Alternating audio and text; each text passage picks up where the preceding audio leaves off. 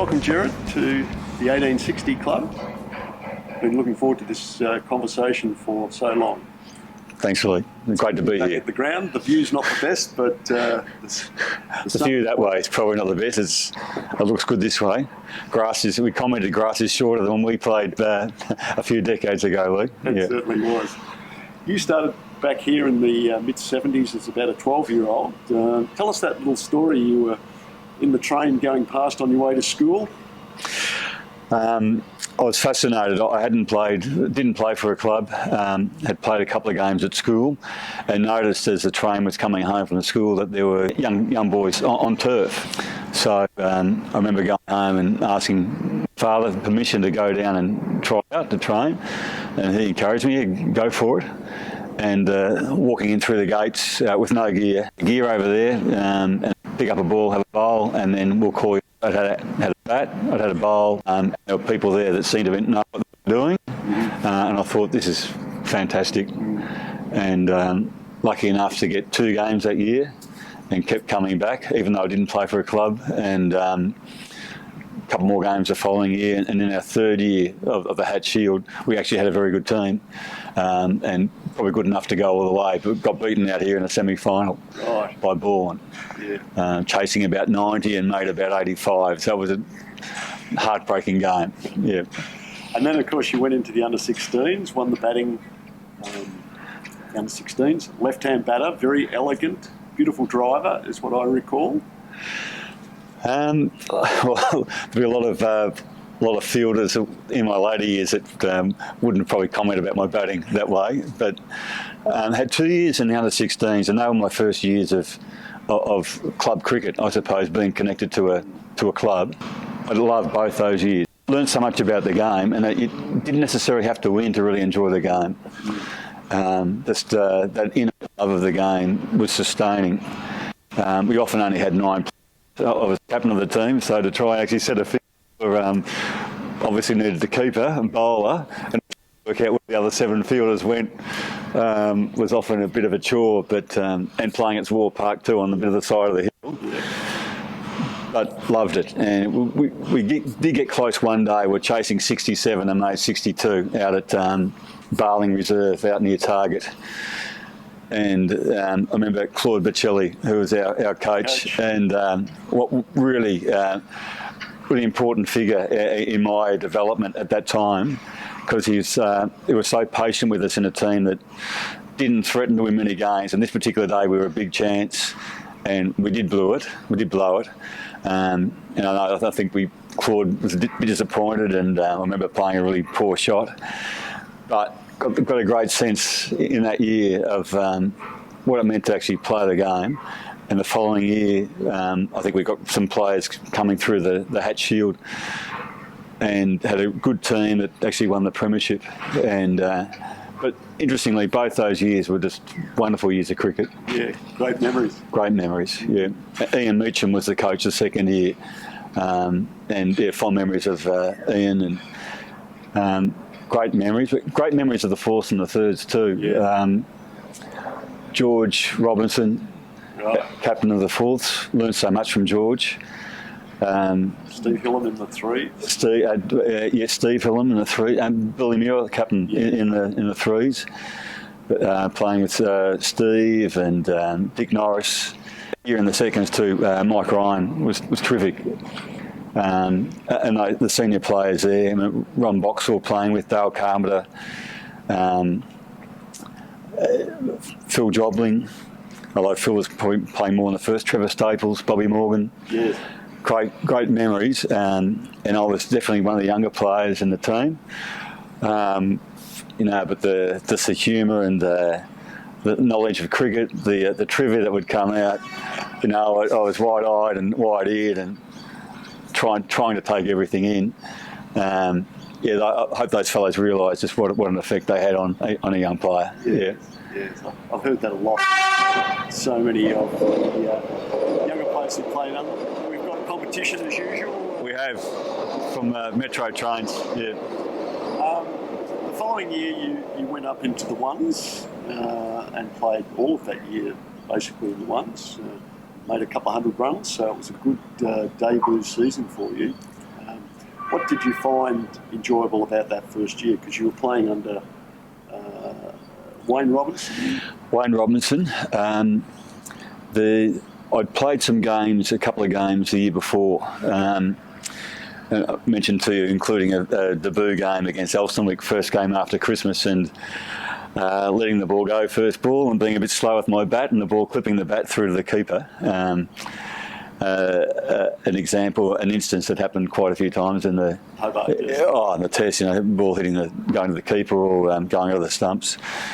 The following year, I remember Wayne Robinson being captain, Richie Robinson coming to the club, Ron Brentnell coming playing with Ron, and Eddie Ruttenfels, Ron Boxall, Phil Jobling, Peter Robertson, wonderful players to play with, Brian Duggan keeping, and being in awe of watching senior players not only play on a Saturday but how they train during the week. Yes.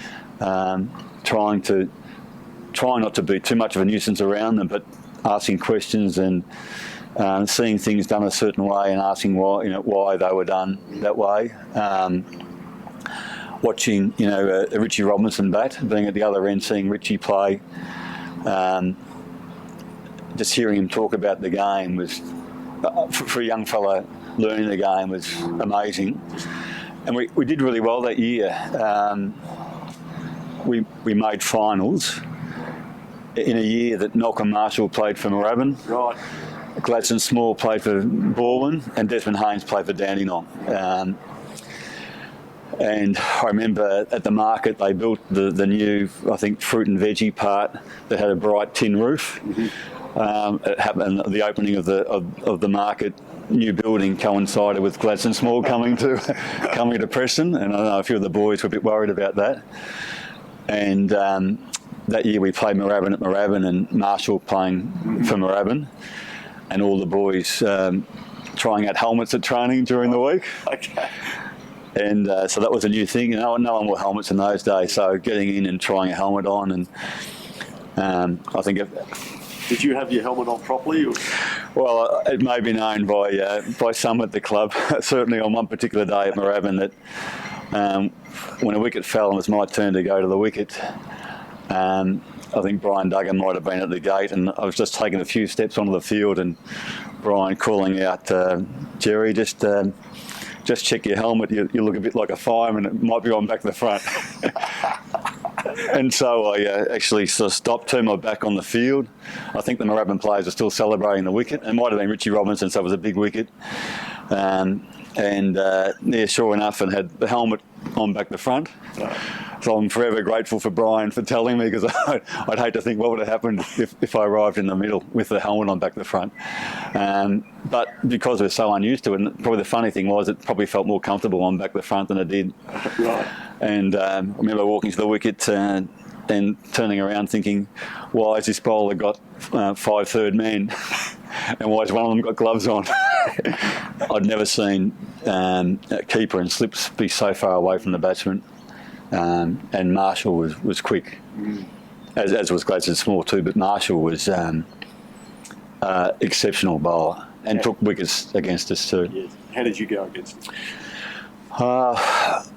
He got me out with a short ball that I didn't see, and off the glove, and caught it in the gully. Might have got 18 or 19, which...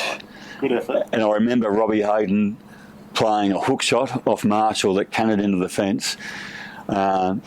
Forever thinking, and maybe even batting without a helmet, thinking how could a player play a shot like that against a bowler of this pace, almost watching it incredulously. But once again, just learning about the game. And of course, Small bowled out here, and when you're watching from side on, everyone appears quicker, but he was certainly quick that day too. Yeah. An experience for how old would you have been then? 17? I'd had my last Year 12 exam on the Friday and had Malcolm Marshall on the Saturday. Had a few mates that were keen to take me down to the pub after the last exam, and I thought better of it. I thought maybe on reflection, maybe a couple of drinks the night before might have been good, but no, it was not not part of the way I prepared for a game. You had a very good season that year, close to 300 runs, I think, from memory, the record. At a pretty nice average, particularly for Preston with the long outfields and the slow wicket back in those days. So it was probably a lot better than what it was. The next year you played half a dozen games and then moved to Northcote. How did that come about? Look, probably a couple of things. The year before, I hadn't set the world on fire by about Christmas, and Wayne Robinson decided not long after Christmas to actually just tweak the batting order a bit, and I found myself opening. I can recall him saying, I just thought about opening. And I'd done a bit of opening in junior times, but nothing at senior level, but was keen to give it a go. And first couple of games, it went okay. And it's amazing, like anything, if you get a bit of belief and confidence in doing something, it's quite amazing how that can sort of build upon itself. And I think that's probably from those foundations that I contemplated being an opener. So I'm forever grateful for that. Yeah. And the following year, I didn't really get going at Preston, first year at uni, and hadn't done a whole lot. But late October, early November, Wayne and Ron Brentle mentioned to me that at district level they were having a Colts competition, an under-19, under-23 competition, and Northcote were looking to put a team together. Would I be open to play a game for them?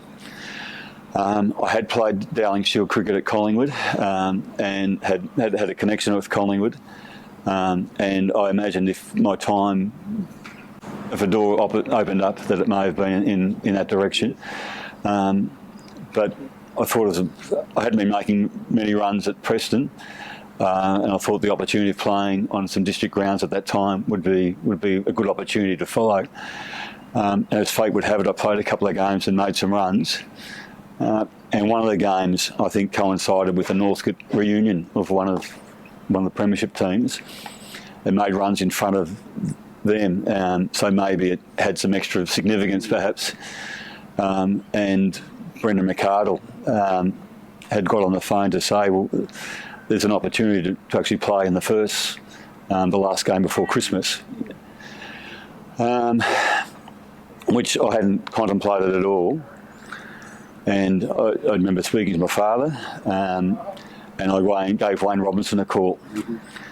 And Wayne had virtually said, well, opportunities like this don't come around very often. And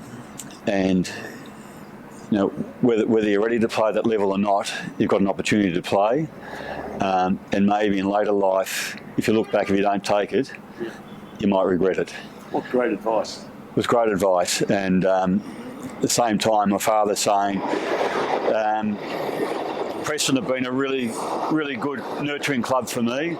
Senior players have been so good to me, that if I was to leave, whether it be for only, for half a season or for a length of time, important to leave on good terms, and knowing, expressing appreciation to the club for the way that they've looked after you and the formation they've had.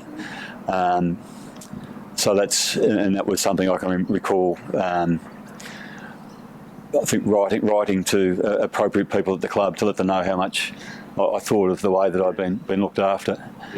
I had a view that that district cricket might be for a year or two, and that Preston was my club, and always had that connection with Preston. And as ways worked out, I had 15 years at Northcote.